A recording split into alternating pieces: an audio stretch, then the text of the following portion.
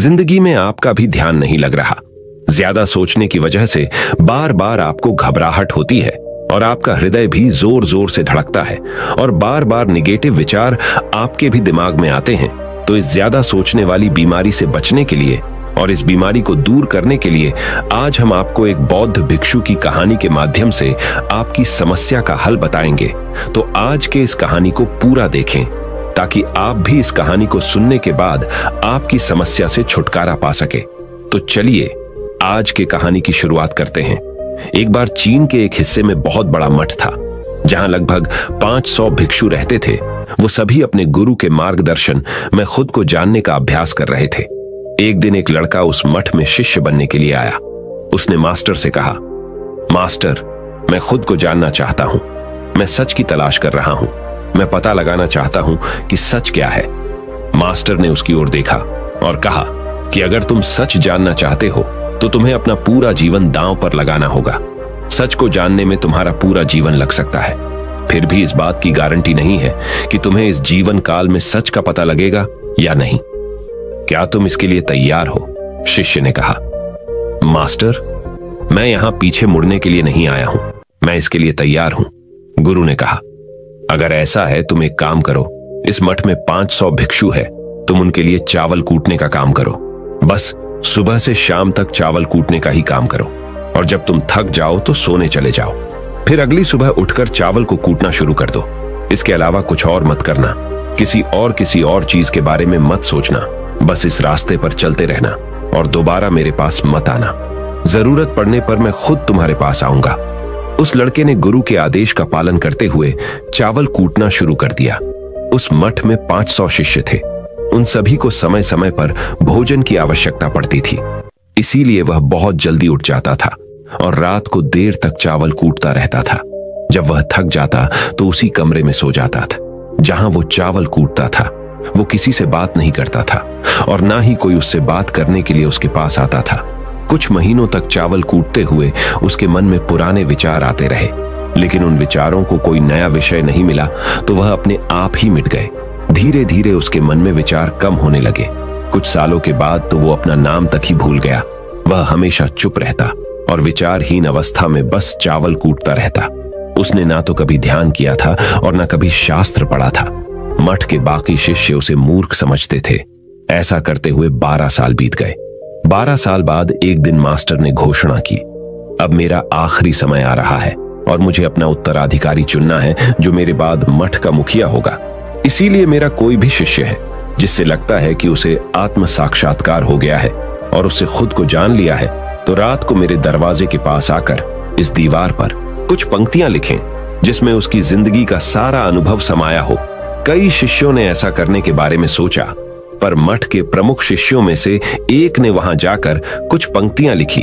उसे बौद्ध धर्म ग्रंथों का बहुत ज्ञान था। सभी शिष्यों को लगता था कि वो इस मठ का उत्तराधिकारी बन सकता है। उसने लिखा था कि मन एक दर्पण की तरह है जिस पर विचारों और इच्छाओं की धूल जमा हो जाती है। इस धूल को हटाने के लिए ही ध्यान है। जिसकी धूल हट जाती है और मन का दर्पण साफ हो जाता है, वो मोक्ष को प्राप्त कर लेता है। अगली सुबह जब मास्टर उठे और उन्होंने इन पंक्तियों को देखा और उन्होंने कहा कि किस बेवकूफ ने यह सब कचरा मेरी दीवार पर लिखा है। वो शिष्य जिसने यह लिखा था वो चुप रहा। हालांकि उसने जो पंक्तियां लिखी थीं वो ज्ञान से भरी थीं, लेकिन यह सब किताबी ज्ञान था। वो शिष्य बहुत चालाक था।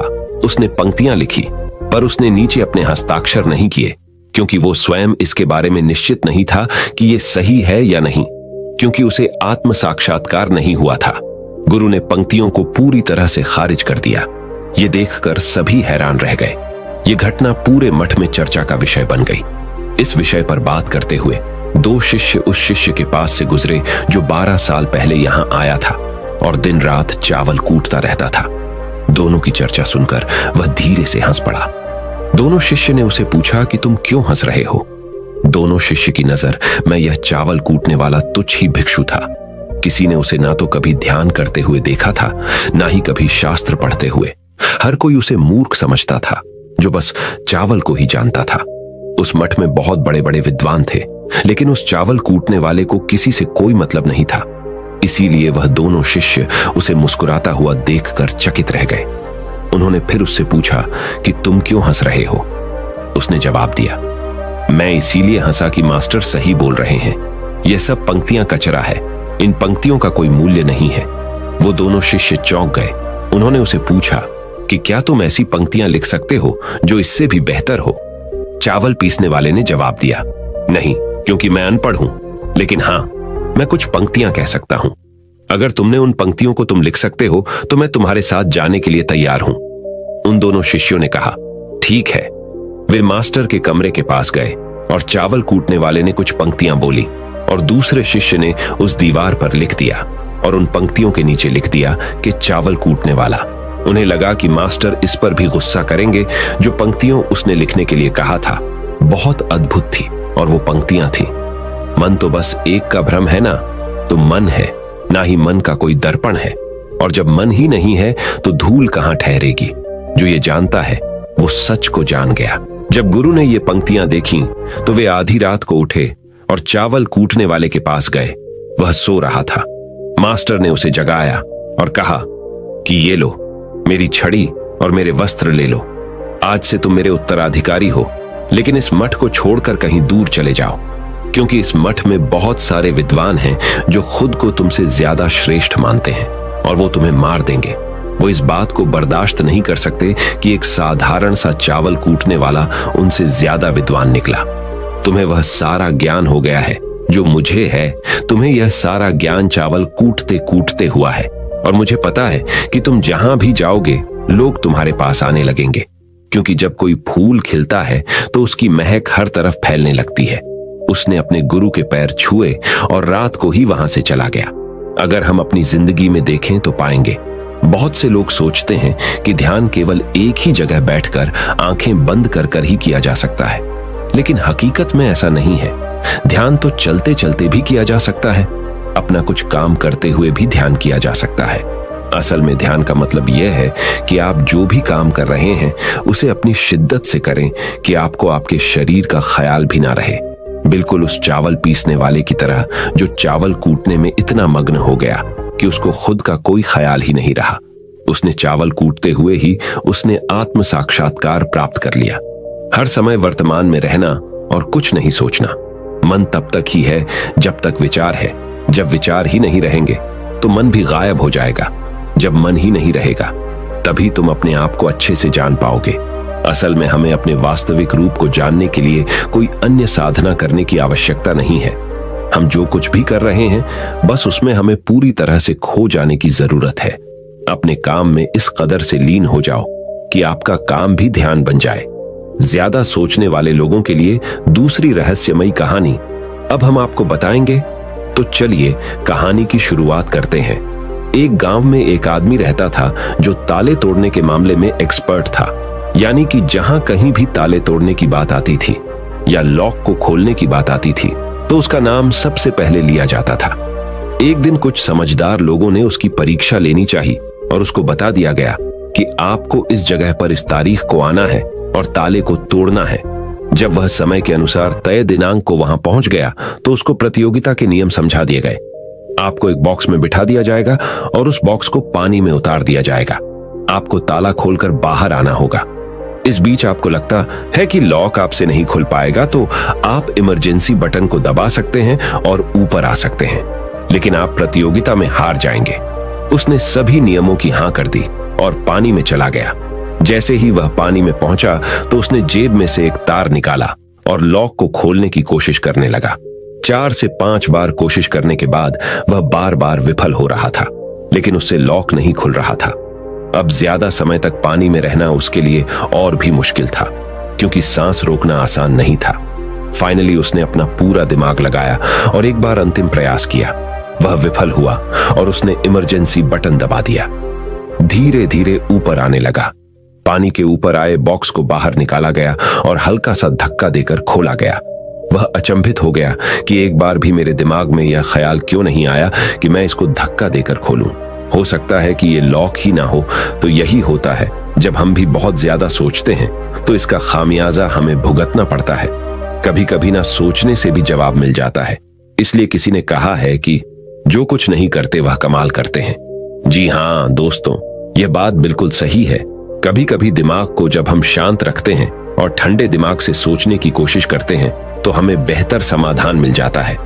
अब हम आपको बताएंगे कि ज्यादा सोचने की यह बीमारी के मुख्य कारण क्या है, जिससे आपको ज्यादा सोचने की बीमारी हो जाती है।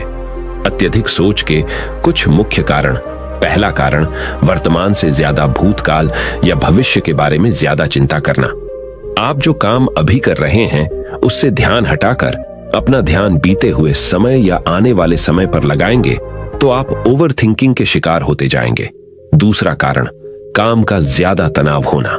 जब वर्कलोड ज्यादा होता है तो दिमाग भी तेजी से चलने लगता और यह तनाव का रूप ले लेता है और दिमाग में वो विचार भी आने लगते हैं तो काम से संबंध ही नहीं है और लोग ओवर थिंकिंग के शिकार हो जाते हैं।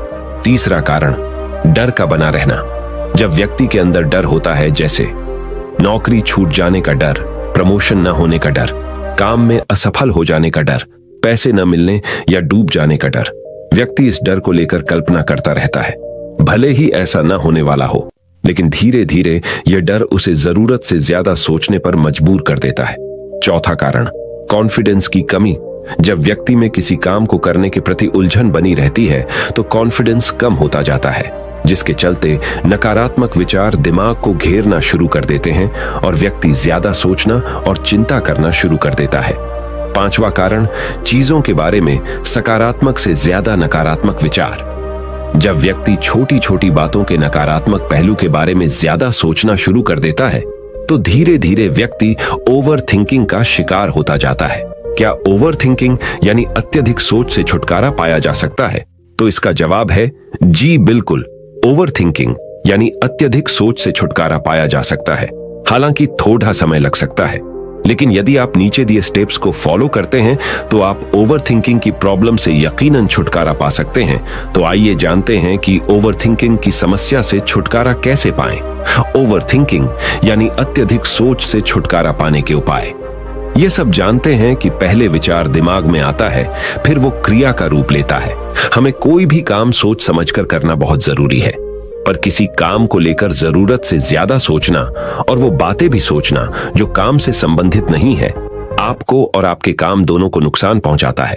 तो थिंकिंग प्रॉब्लम नहीं है, बल्कि ओवर थिंकिंग प्रॉब्लम है और इसे कम करना जरूरी है। तो आइए जानते हैं ओवर थिंकिंग यानी अत्यधिक सोच से छुटकारा या कम करने के उपायों का।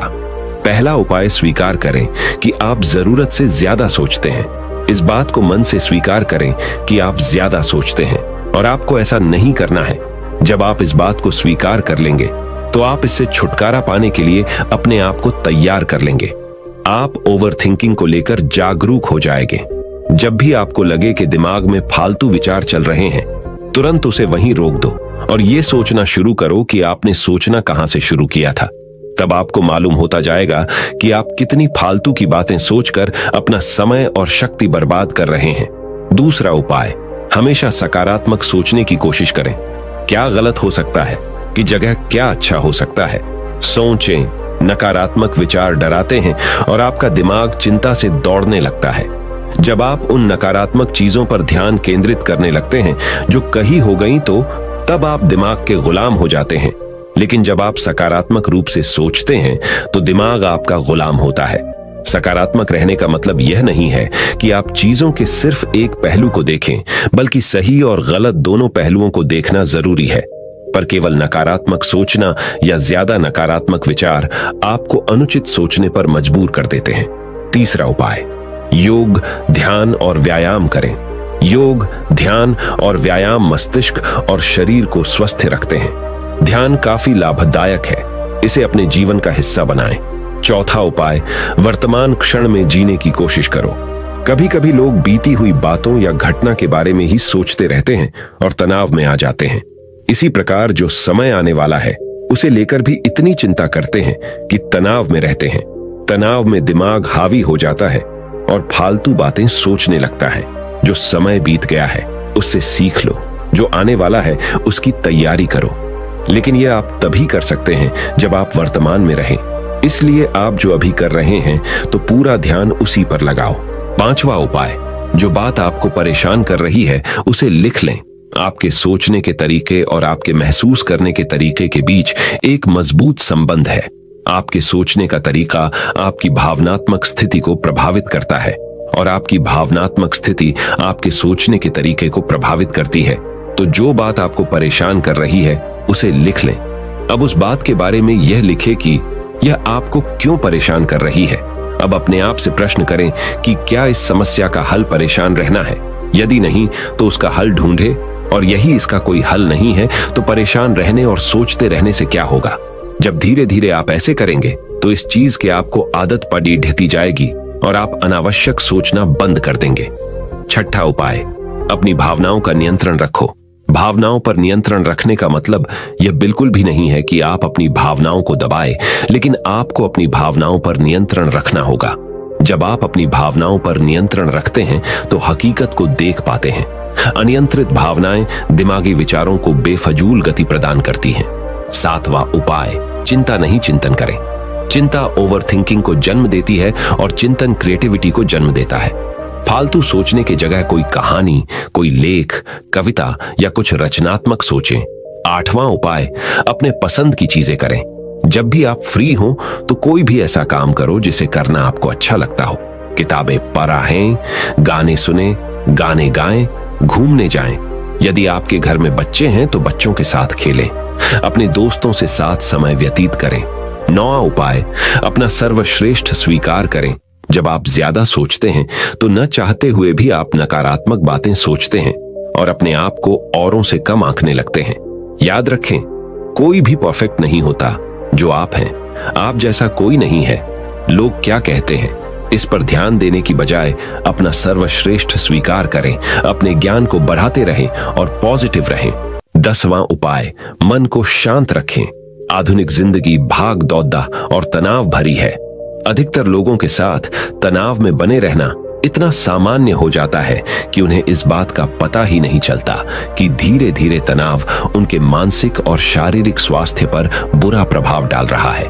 जब मन अशांत होता है तब नकारात्मक और बेफिजूल के विचार हमारे दिमाग में घर करने लगते हैं। यदि आप ओवरथिंकिंग से छुटकारा पाना चाहते हैं तो अपने मन को शांत रखें। आपके सोच को बदल देने वाली 3 कहानियां अभी हम आपके सामने प्रस्तुत कर रहे हैं, तो इसे ध्यान से सुने। यह आपकी जिंदगी बदल लेंगी। पहली कहानी, चमकीले नीले पत्थर की कीमत। एक शहर में बहुत ही ज्ञानी प्रतापी साधु महाराज आए हुए थे। बहुत से दीन दुखी परेशान लोग उनके पास उनकी कृपा दृष्टि पाने हेतु आने लगे।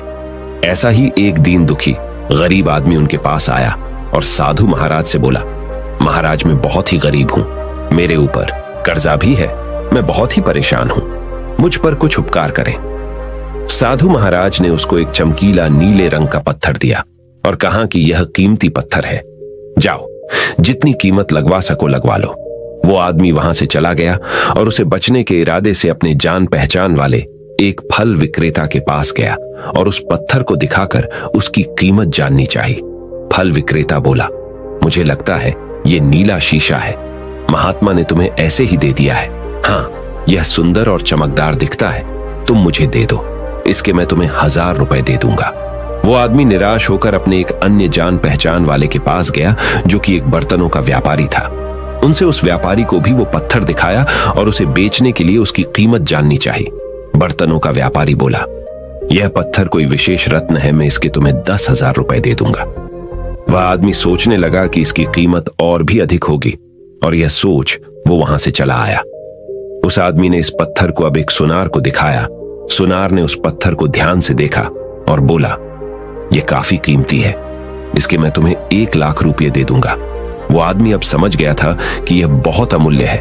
उसने सोचा, क्यों ना मैं इसे हीरे के व्यापारी को दिखाऊं। यह सोच वो शहर के सबसे बड़े हीरे के व्यापारी के पास गया। उस हीरे के व्यापारी ने जब वो पत्थर देखा तो देखता रह गया। चौंकने वाले भाव उसके चेहरे पर दिखने लगे। उसने उस पत्थर को माथे से लगाया और पूछा, तुम यह कहां से लाए हो? यह तो अमूल्य है, यदि मैं अपनी पूरी संपत्ति बेच दूं तो भी इसकी कीमत नहीं चुका सकता। तो इस कहानी से हमें यह सीख मिलती है, हम अपने आप को कैसे आंकते हैं। क्या हम वो हैं जो राय दूसरे हमारे बारे में बनाते हैं? आपकी लाइफ अमूल्य है, आपके जीवन का कोई मोल नहीं लगा सकता। आप वो कर सकते हैं जो आप अपने बारे में सोचते हैं। कभी भी दूसरों के नेगेटिव कमेंट से अपने आप को कम मत आंकिए। दूसरी कहानी, मेंढकों की टोली, एक मेंढकों की टोली जंगल के रास्ते से जा रही थी। अचानक दो मेंढक एक गहरे गड्ढे में गिर गए। जब दूसरे मेंढकों ने देखा कि गड्ढा बहुत गहरा है तो ऊपर खड़े सभी मेंढक चिल्लाने लगे, तुम दोनों इस गड्ढे से नहीं निकल सकते, गड्ढा बहुत गहरा है, तुम दोनों इसमें से निकलने की उम्मीद छोड़ ढाए दो।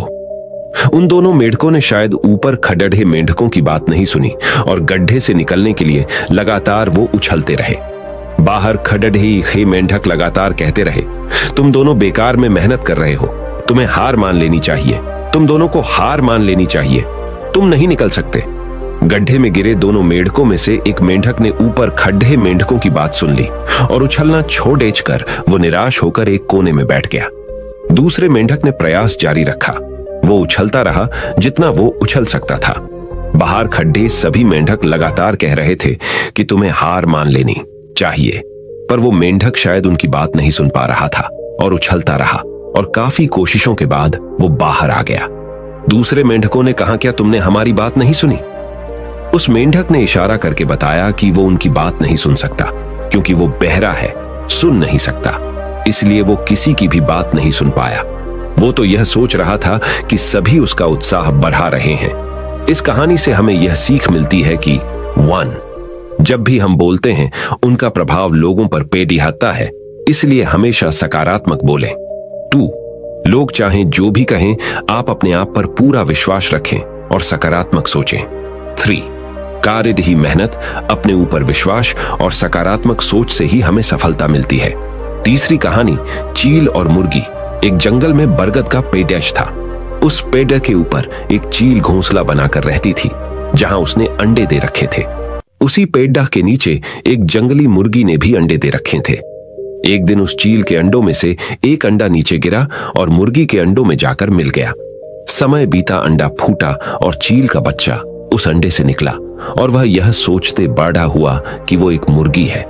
वो मुर्गी के बाकी बच्चों के साथ बढ़ा हुआ। वह उन्हीं कामों को करता जिन्हें एक मुर्गी करती है। वो मुर्गी की तरह ही कुड्डाता, जमीन खोद कर दाने चुगता और वो इतना ही ऊंचा उड़द डाह पाता जितना कि एक मुर्गी उड़द डाहती है। एक दिन उसने आसमान में एक चील को देखा जो बड़ी शान से उड़द डाह रही थी। उसने अपनी मुर्गी मां से पूछा कि उस चिड़िया का क्या नाम है जो इतना ऊंचा बड़ी शान से उड़द डाह रही है। मुर्गी ने जवाब दिया, वह एक चील है।